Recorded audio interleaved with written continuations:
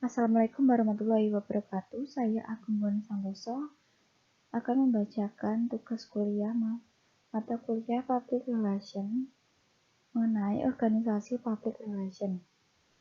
Perhimpunan Hubungan Masyarakat Indonesia.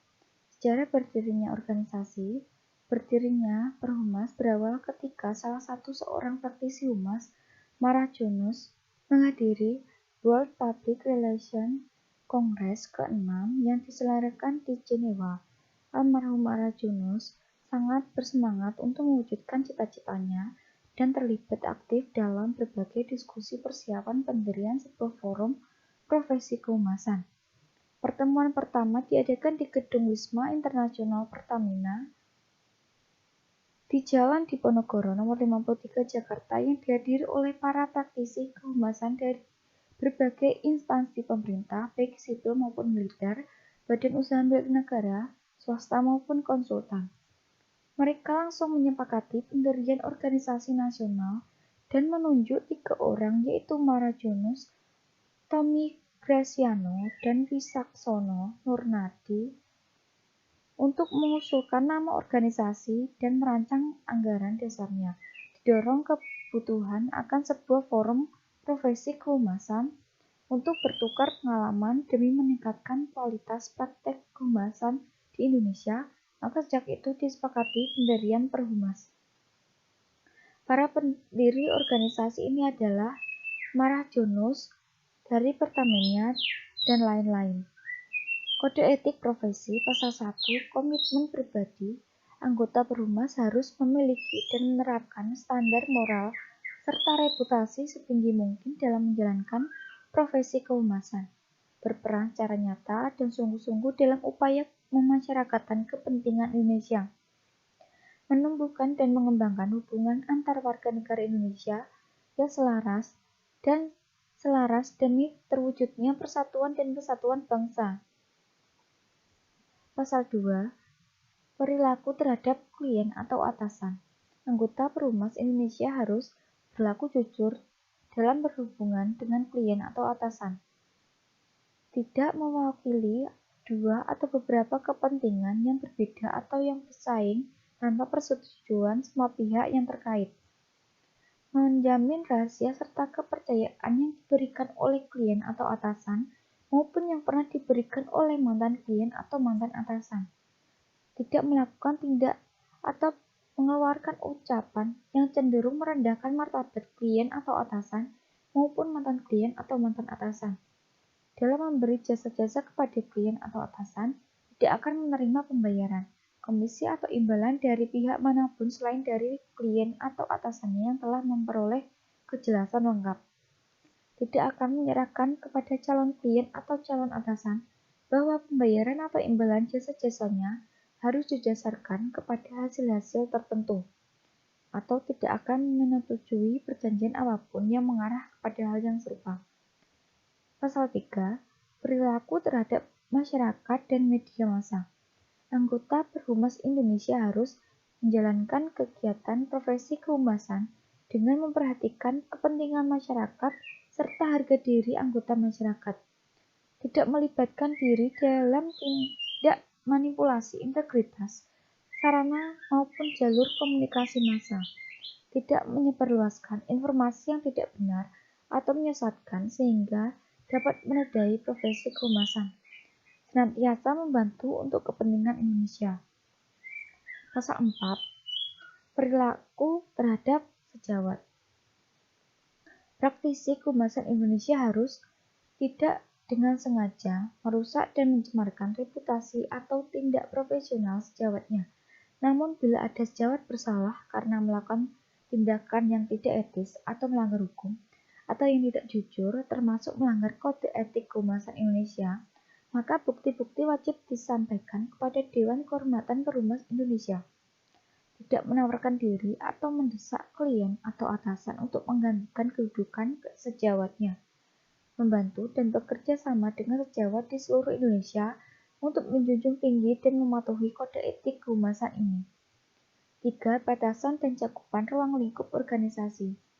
Perhimpunan Hubungan Masyarakat Indonesia atau Perhumas adalah organisasi profesi para Praktisi Humas dan Komunikasi Indonesia yang didirikan pada tanggal 15 Desember 1972. Perhumas secara resmi telah tercatat di Dagri sebagai organisasi nasional kehumasan di Indonesia dan pada International Public Relations Association (IPRA) yang kedudukan di London. Perhumas bertujuan meningkatkan keterampilan profesional, memperluas dan memperdalam pengetahuan, meningkatkan kontak dan pertukaran pengalaman antar anggota, serta berhubungan dengan organisasi serumpun di dalam dan di luar negeri.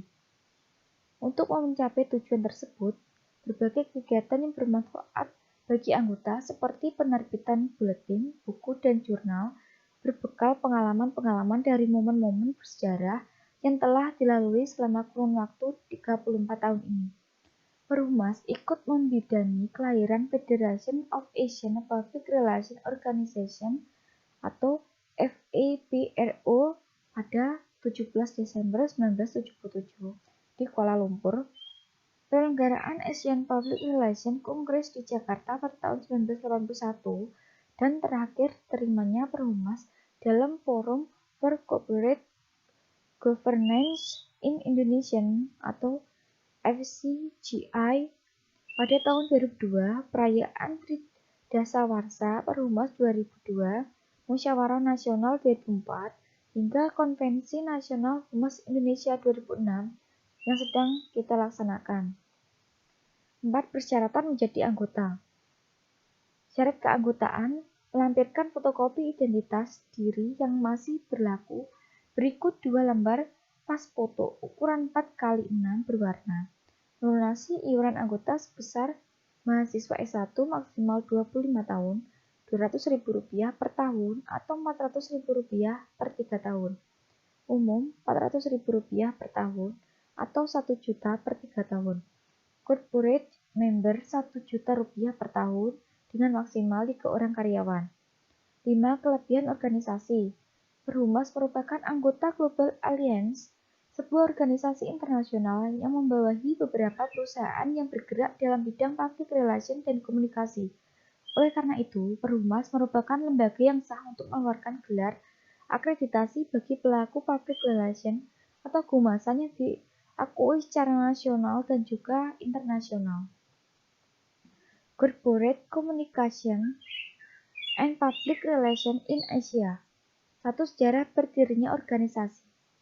Setelah Perang Dunia II, banyak negara Asia mengalami pertumbuhan ekonomi yang besar dan membuka pasar mereka untuk perusahaan-perusahaan barat yang memperkenalkan konsep teknik pemasaran dan penjualan massal di Amerika Serikat. Media massa tumbuh seiring dengan ekonomi, dan publisitas menarik perhatian sebagai alat pemasaran karena mampu melengkapi periklanan. PR berarti penyebaran informasi tentang fitur-fitur yang menguntungkan dari barang dan jasa dan sering digunakan sebagai sinonim dengan pemasaran. 2. Aturan dan etik organisasi. Praktisi internasional dari negara-negara barat sering merasa etika tidak benar memanfaatkan bantuan dalam humas. Van mendapati bahwa para profesional internasional menghadapi kesulitan karena mereka menggunakan prinsip etika dan kode praktik dari latar belakang budaya mereka sendiri di Asia. Selain itu, model komunikasi simetris dua arah diinterpretasikan secara berbeda di beberapa negara Asia. Di Vietnam misalnya, praktisi humas tidak hanya berkomunikasi dan mempengaruhi sasaran mereka seperti para jurnalis, tetapi juga menginformasikan dan berkonsultasi dengan praktisi humas mengenai kegiatan PR. 3. Batasan dan cakupan ruang lingkup organisasi. PR di sebagian besar negara Asia adalah hubungan pemerintah, dan PR masih sering dipersempit menjadi seperti ini di banyak departemen internal. Di banyak negara, pemerintah dan hubungan masyarakat telah menjadi agen utama PR atau telah menciptakan struktur di mana PR beroperasi. Jika dibandingkan dengan negara-negara lain, sifat kontrol, difusi, dan akses media berbeda dengan masyarakat Asia. Integral dari kegiatan PR pemerintah menggunakan PR sebagai alat rekayasa sosial untuk meningkatkan moral dan produktivitas secara umum untuk menjaga keharmonisan dan perdamaian di saat kerusuhan sosial, dan untuk menyatukan berbagai kelompok etnis. Public Relations Society of America, satu sejarah berdirinya organisasi. Selama lebih dari 70 tahun, PRSA telah memberi para anggotanya banyak sekali program pengembangan profesional yang inovatif, peluang belajar seumur hidup, dan sumber daya terdepan untuk meningkatkan pengetahuan mereka di setiap tahap karir mereka. 2. Aturan dan etik dalam organisasi. Kode etik PRSA menetapkan prinsip dan pedoman yang menjunjung tinggi nilai-nilai inti dari praktik hubungan masyarakat yang etnis, termasuk advokasi, kejujuran, loyalitas, pengembangan profesional, dan objektivitas. Kode ini ada untuk menginspirasi perilaku etnis, dengan jelas mengidentifikasi malpraktik dan perilaku tidak panas lainnya, dan memberikan dukungan kepada anggota tentang cara menghindarinya. 3. Batasan dan cakupan ruang lingkup organisasi. PRSA adalah organisasi profesional terkemuka yang melayani komunitas komunikasi. Dengan demikian, lebih dari 30.000 anggota profesional dan mahasiswa. PRSA secara kolektif diwakili di seluruh Amerika Serikat oleh 110 bab dan 14 bagian minat profesional dan hampir 375 kampus dan kampus universitas melalui organisasi mahasiswanya. Masyarakat Mahasiswa Hubungan Masyarakat Amerika atau PRSA. 4. Persyaratan menjadi anggota. Pengalaman lebih dari 3 tahun. Bergabung sebagai anggota. Iuran tahunan $260 atau biaya inisiasi $65. Anggota asosiat 1. Pengalaman kurang dari 1 tahun. Bergabung sebagai anggota asosiat 1. Iuran tahunan $115. Anggota asosiat 2, pengalaman 1 tahun hingga 2 tahun, bergabung sebagai anggota asosiat 2, iuran tahunan $155. Anggota asosiat 3, pengalaman 2 hingga 3 tahun, bergabung sebagai anggota asosiat 3, iuran tahunan $200. Anggota asosiat lulusan PRSSA, mantan anggota PRSSA yang lulus dalam 2 tahun terakhir, bergabung sebagai anggota asosiat PRSSA, graduate, iuran tahunan $60. Anggota asosiat mahasiswa pasca sarjana penuh waktu mengejar gelar lanjutan, bergabung sebagai anggota asosiat mahasiswa pasca sarjana, iuran tahunan $60. 5. Kelebihan organisasi. Dibangun di atas dasar gelar pendidikan dan pengalaman industri komunikator. Kredensial PRSA membuat para profesional mengikuti praktik dan aplikasi terbaik dalam dunia komunikasi yang berkembang, memposisikan mereka sebagai pemimpin dan memonitor dalam bidang hubungan masyarakat yang kompetitif. National Black Public Relations Society, satu sejarah berdirinya organisasi. Sejak didirikan pada tahun 1998, National Black Public Relations Society telah berfungsi sebagai pembela bagi para profesional kulit hitam di bidang hubungan masyarakat, hubungan media, komunikasi perusahaan, hubungan investor, urusan pemerintah, hubungan masyarakat, dan bidang terkait. 2. Batasan dan cakupan ruang lingkup organisasi. The National Black Public Relations Society, organisasi terkemuka untuk membuat citra dan ahli strategi merek dijalankan oleh para profesional untuk para profesional, menentang lembaga hubungan masyarakat besar untuk mengintensikan upayanya untuk meningkatkan keragaman dan memperkuat kemitraan dengan perusahaan kecil milik orang kulit hitam. Persyaratan menjadi anggota. Keanggotaan profesional $99. Pelamar harus terlibat dalam karir profesional hubungan masyarakat yang dibayar penuh waktu. Ini harus mencakup tetapi tidak terbatas bagi bekerja untuk sektor swasta atau publik di bidang berikut: hubungan media, urusan publik, urusan komunitas, informasi publik, manajemen dan pengembangan acara khusus, lobby dan internal, karyawan dan organisasi komunikasi. Juga keanggotaan profesional tersedia bagi mereka yang terlibat dalam pengajaran atau penyelenggaraan kursus hubungan masyarakat di perguruan tinggi atau universitas terakreditasi. Keanggotaan pelajar $25. Pelamar siswa saat ini harus terdaftar dalam program hubungan masyarakat atau komunikasi di perguruan tinggi atau universitas terakreditasi. 4. Kelebihan organisasi. Sejak didirikan pada tahun 1997, NBPRS telah melayani sebagai pembela profesional pelitian di bidang hubungan masyarakat, hubungan media, komunikasi perusahaan, hubungan investor, urusan pemerintah, hubungan masyarakat, dan bidang terkait. International Public Relations Association. 1. Sejarah berdirinya organisasi. Konsep pembentukan asosiasi PR internasional pertama kali terbentuk secara konkret pada November 1949 dalam pertemuan di London antara 2 orang Belanda dan 4 praktisi PR Inggris. Ketika mereka membahas kegiatan masing-masing, muncul gagasan untuk mengorganisir para profesional PR ke dalam masyarakat transnasional dengan tujuan meningkatkan standar praktik PR di berbagai negara dan meningkatkan kualitas dan efisiensi para praktisi.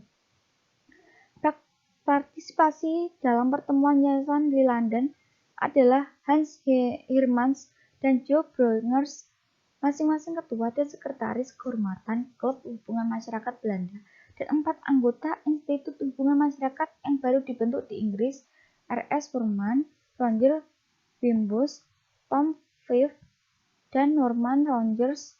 Sebagai hasil dari pembicaraan informal di London ini, sekelompok eksekutif hubungan masyarakat dari Inggris, Belanda, Prancis, Norwegia, dan Amerika Serikat kemudian bertemu di Belanda pada bulan Maret 1950 di bawah naungan Pameran Perdagangan Internasional Kerajaan Belanda dan Masyarakat Hubungan Masyarakat Belanda.